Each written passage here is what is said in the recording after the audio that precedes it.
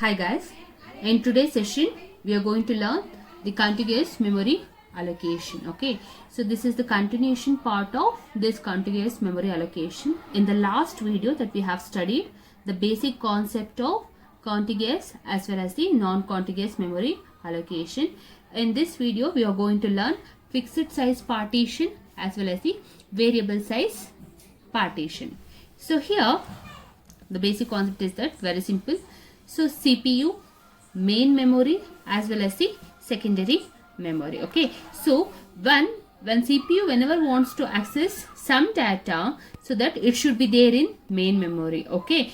So secondary memory, this secondary memory acts as a backup with main memory.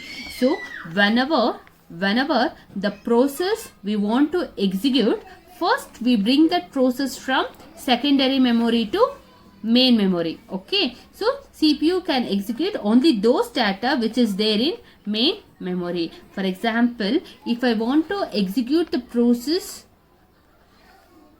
P, so I need to transfer this process P from secondary memory to primary memory. Okay, then CPU execute those data. That's it. Okay, so next is that fixed size partition as well as the variable size partition. Okay, partition, this is 10 KB of memory. The whole memory is of 10 KB. So first we will partition this memory into fixed size. Okay, so 10 KB is divided into fixed size partition, that is 5 plus 2 7, 7 plus 2 it's 9. So 9 plus 1 is 10. So we are dividing the whole memory into fixed size. That's it. Okay. So therefore the size of each partition will be fixed and cannot be changed. It means we cannot change this partition. Okay. It's not possible to change this partitioned area. Okay. Next is that if the new process requires 4 KB. Okay. I'll show now. So if the new process requires 4 KB, so we have 5 KB, 2 KB, 2 KB as well as the 1 KB of memory. The partition memory is of 5, 2, 2 as well as the 1. But we need only 4 KB of memory. So that how we can allocate these things, this memory in contiguous memory allocation. So it's very difficult. So that first we will allocate the entire 4 KB here. Okay. In this area, in this place, we are going to allocate all the 4 KB of memory. So here the main thing is that this extra 1 KB, we need only 4 KB. Okay.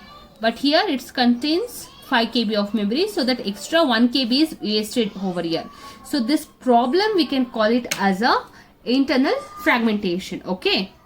So very simple. So if the process requires 4 KB of memory, so we have 5 KB, 2 KB, 2 KB, 1 KB allocation. So I have to allocate the entire partition. Okay, the entire partition to the process P1. So I will allocate the entire partition to the process P1. So there is no option in fixed size partition. So the extra 1 KB of memory is wasted, and this wastage or this problem we can call it as an internal fragmentation. So in contiguous memory allocation, because of fixed size partition, we have this internal fragmentation problem. Okay, very simple. Whereas in case of the variable size partitioning, so that single memory of size 10 KB, it's of size 10 KB. So according to the process requirement, we are allocating the space for it. For example, if the process P1 needs 4 KB, okay, if the process P1 needs 4 KB, then based on the process requirement, we are allocating the memory. So if it is like that, 4 KB of memory is allocated for the process P1, okay, and the remaining 6 KB is free right now. So if the process P2, once again, if the process P2 needs 3 KB of memory, then I will allocate the 3 KB of memory over here. So 4 KB is already allocated for the process P1. Next, for the process P2, I am allocating the 3 KB of memory. So remaining is that 4 plus 3, 7. Okay, 7 KB of memory is already allocated for the process P1 as well as the process P2, and the remaining 3 KB of memory is free right now. So we don't have predefined partition here. So there is no internal fragmentation in case of the variable size partitioning. So there is no internal fragmentation. That's it. Okay. So the next concept is dynamic storage allocation problem in contiguous memory allocation only. So here, suppose the memory is of 500 bytes. Okay. So if 100 bytes of memory is allocated for the process P1 and 70 bytes for process P2, 200 for process P3, 30 for process P4. Okay. So now the remaining available memory is of only 100 bytes of memory is free right now. Okay. So that's 70 plus 30, it's of 100 plus 2. So remaining 100 bytes of memory is free right now. Okay. 100 bytes of memory is free. So assume if process P2 is deleted, so it forms a hole. Okay. So for example, if process P2 is deleted, okay, so it forms a hole. It forms a hole. So P1 is there, P2 is deleted, so P3, next is P4. So now the available memory is how much? So this is of 100, 200, 30. So the remaining 100 and then the 70 bytes of memory of process P2 is free. So now the total available free memory is 170. Okay. So in this case, so that if the new process requests, so that how we can dynamically allocate the process into memory. So in order to solve this problem, we have three strategies, that is first fit, best fit, as well as the worst fit. Okay. So now the process P1 is of 100, process P2 of 70, process P3 of 200, as well as process P4 of 30. Okay. After deletion of process P2, so here the 70 bytes of memory is free. Okay. So in the same way, after some insertion and deletion, memory is divided into different sizes. Okay. Now the allocation is already over. If we delete this process, then the memory, the size of the memory we can't change. Okay. So likewise, if all the process has been deleted, okay, but the memory allocation is as it is. Okay. So here in this case, all the process has been deleted, but the memory but the memory allocation is as it is. So in this way, if the new process request for the memory, then how we can allocate that process in this area. So in order to solve this problem, we have the three strategies, that is first fit, best fit, as well as the worst fit. Okay. Now first fit means what? Whenever the process requests for the memory in first fit. Okay. So now the process request is P1. Process request is of 150 bytes. Okay. So now the memory allocation is already done. Okay. The memory allocation is already done. So now the process request for 150 bytes. So it will start from starting. Okay. It's going to search from the starting point. Okay. So 100. The required memory is of 150, but here we are having only 100. So it's not possible, right? Next is 50. So it's not possible. The next available memory is 200. So that's why I will place the process P1 here. Okay. Is it clear? I will place the process P1 over here. So next, if the next process request is 200. So in the first feed, it will search from the starting. Okay. So the next process request is 200. So whether it's possible, it will search the first memory allocation. So 100. No, it's not possible. 50. No, it's not possible. 200. Yes, it's possible, but we are already allocating the process P1 in this area. So it's not possible. Next, 150. No, it's not possible. Next is 300. Yes, it's possible here. So we will place the process P2 over here. Okay. So the next process request is P3 is equal to 300. Okay. In the first fit, it will start from the starting. So 100. Whether it's possible? No. 50. 300. No. 200. No. 150. No. 300. Yes. The size of the memory is 300 here.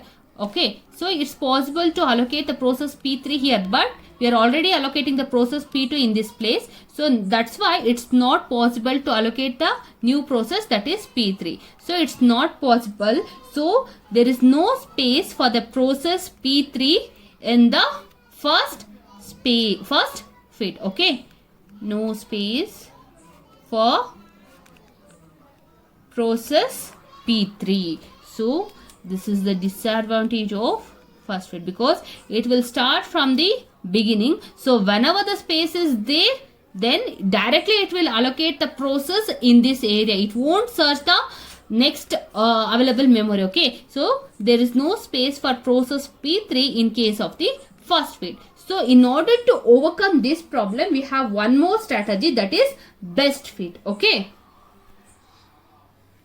so whereas the next strategy is best fit. So in best fit, from the starting to end, it will search. So where it exactly fits, in that place we are going to allocate the process in this allocation. Okay, so next request for the process P1 is 150 bytes. Okay, so now it will start from it will search from starting to end. Okay, 100, no.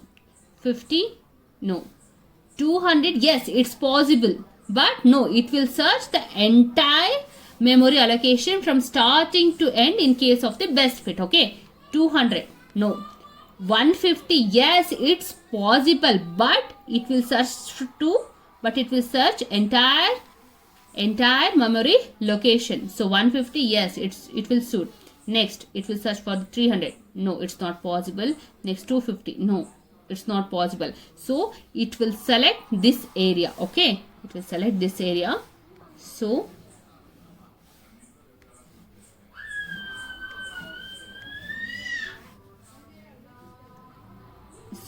P1 is equal to 150. So 150 memory allocation is over.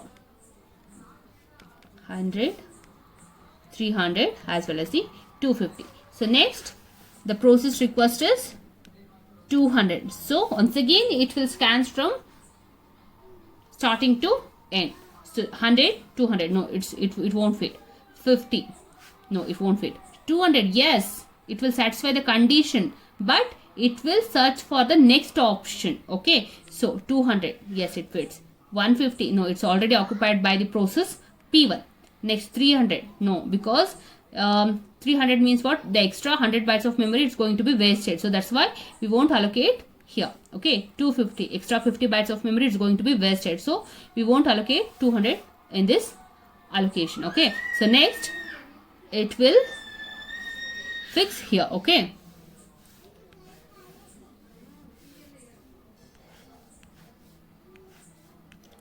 P2 is equal to 200. P1 is equal to 150. Next, 300. So this is of 300. 250. 150 is already over. 200. 50. 100. So this two areas is already been allocated for the process P1 as well as the process P2. Next process request is P3 is equal to 300. So once again, it will scans everything. So here 100. No, 50, no, 200 is already been allocated for the process P2, 150 is already allocated for the process P1, 300, yes, it fits here, but it will search the entire memory allocation. So it will go to the next portion, that is 250, no, it won't fit here. So 300 will be allocated here.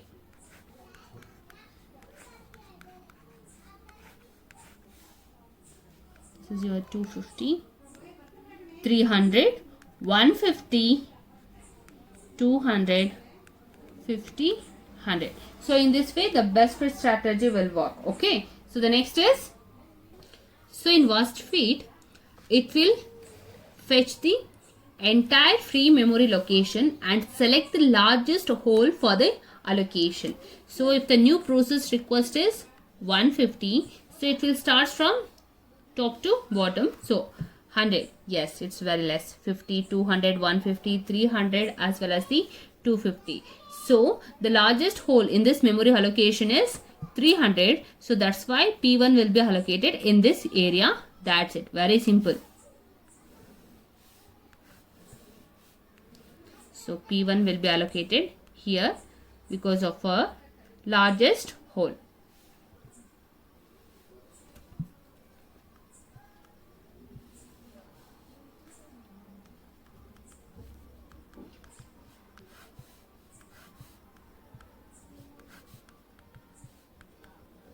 Okay, so P1 of 150 will be allocated here. So next is that if the new process request is 200, okay, P2 is equal to 200. So it will scan from top to bottom and then it will fetch the largest memory location, okay. So here the largest memory location is after 300. The largest hole is 250. So that's why we are going to allocate the process P2 in this location. That's it, okay.